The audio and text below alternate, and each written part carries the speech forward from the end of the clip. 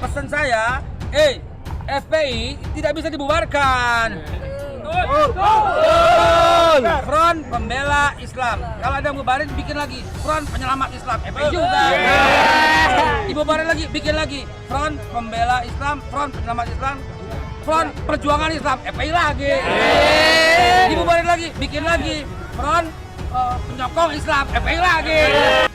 Pemerintah melarang aktivitas FPI dan akan menghentikan setiap kegiatan yang dilakukan FPI karena FPI tidak lagi mempunyai legal standing baik sebagai ormas maupun sebagai organisasi biasa. Terhitung mulai tanggal 21 Juni 2019, Front Pembela Islam dianggap bubar.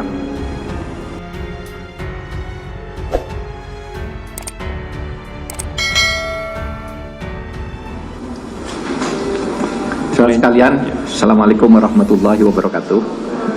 Terima kasih atas kehadirannya. Hari ini, saat ini, pemerintah Republik Indonesia akan mengumumkan tentang status FPI atau Front Pembela Islam sebagai organisasi.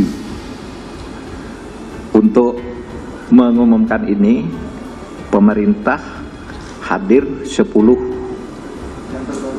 pejabat yang terkait dengan ini semua. Saya ingin menyampaikan hal-hal sebagai berikut. Bahwa FPI sejak tanggal 21 Juni tahun 2019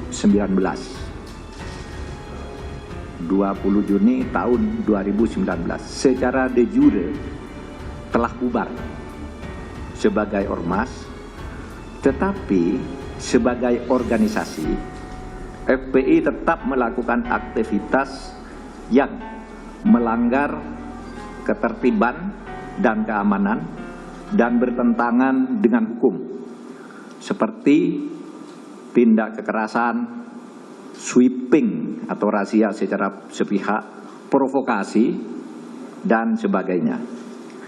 Berdasar peraturan perundang-undangan dan sesuai dengan putusan MK nomor 82 PUU 11/2013 tertanggal 23 Desember tahun 2014, pemerintah melarang aktivitas FPI dan akan menghentikan setiap kegiatan yang dilakukan FPI karena FPI tidak lagi mempunyai legal standing baik sebagai ormas maupun sebagai organisasi biasa.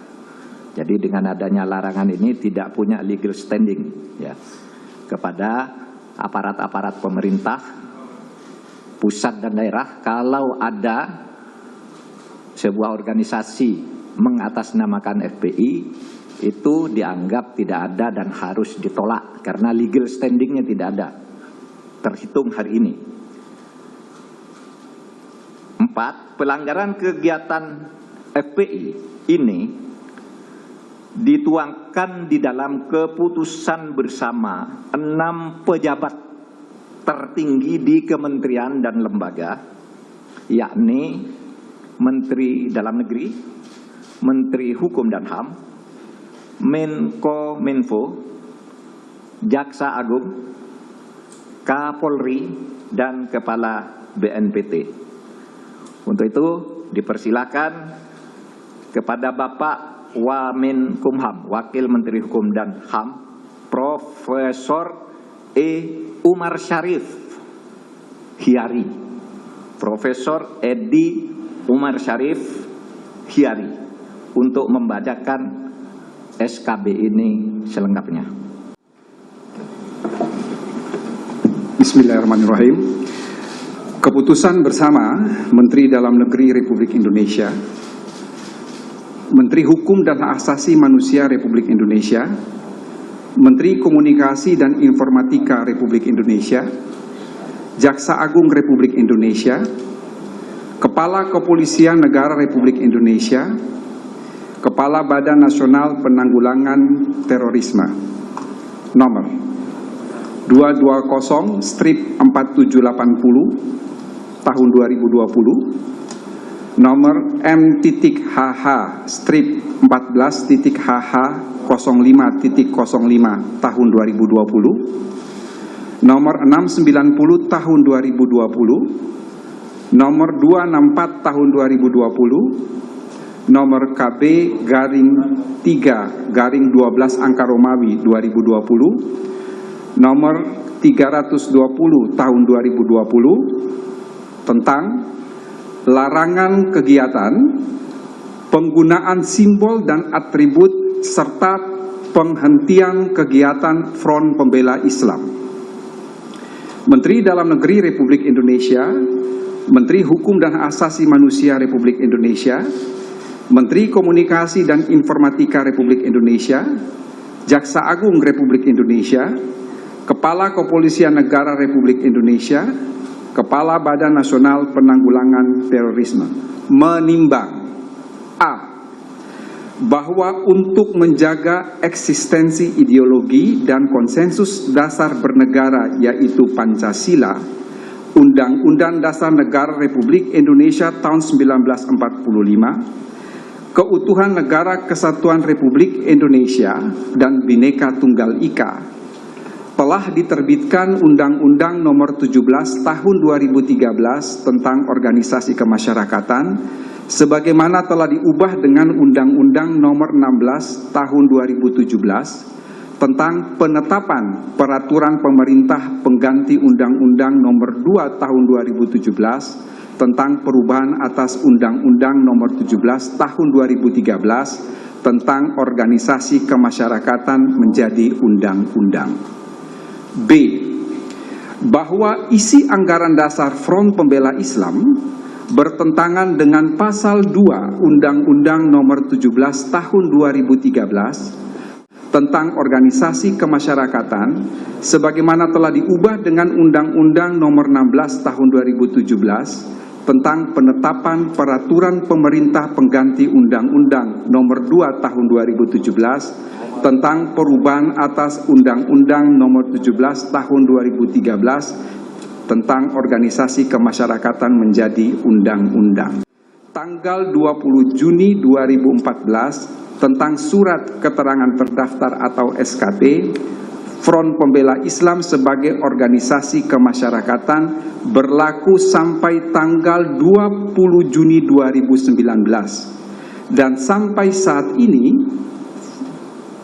Front Pembela Islam belum memenuhi persyaratan untuk memperpanjang SKT tersebut.